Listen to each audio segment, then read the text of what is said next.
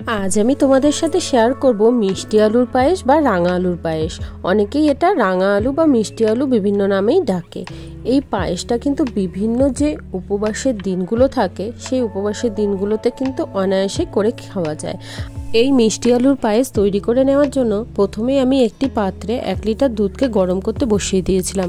গরম হয়ে দুধ যখন ফুটতে শুরু করেছিল তখন সেখান থেকে কিছুটা দুধ তুলে রেখে আমি একটা এভরিডের পুরো প্যাকেটের দুধ আমি এর দুধের মধ্যে মিশিয়ে দিয়েছি।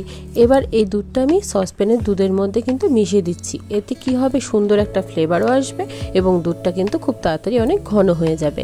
এবার এদিকে আমি মিষ্টি আলুগুলোকে চোচা ছাড়িয়ে নিচ্ছি। ছাড়িয়ে নিয়ে আমি গ্রেটারের সাহায্যে গ্রেট করে নেব।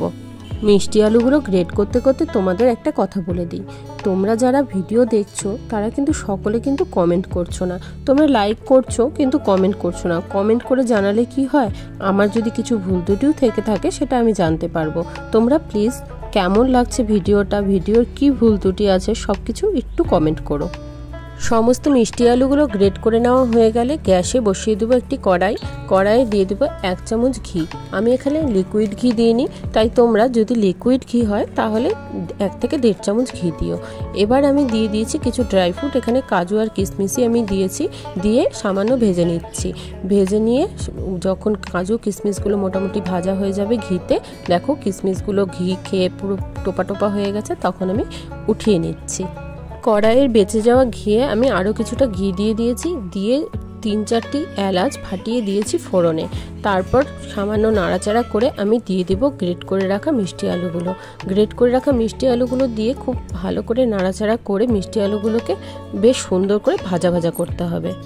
মিষ্টি আলুগুলো এখানে কিন্তু একটু সময় নিয়ে ভাজতে হবে, কারণ সময় নিয়ে না ভাজলে মিষ্টি আলুর কাঁচা গন্ধটাও যাবে না, আর ঘিয়ে ভাজার পর যে একটা বেশ সুন্দর ফ্লেভার আসবে সেটাও কিন্তু আসবে না।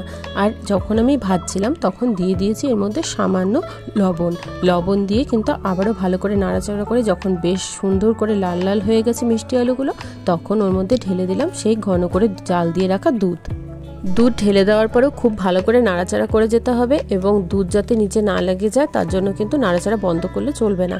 ভালো মতো করে নাড়াচাড়া করতে করতে দেখে নিতে হবে যে আলুগুলো সিদ্ধ হয়ে গেছে কিনা। যদি দেখা যায় আলুগুলো সিদ্ধ হয়ে গেছে তাহলে তখন ড্রাই ফ্রুট দিয়ে দেবো এবং দিয়ে দেবো পরিমাণ মতো চিনি। এখানে যে যেরকম মিষ্টি পছন্দ করে সেরকম পরিমাণে চিনি দেবে।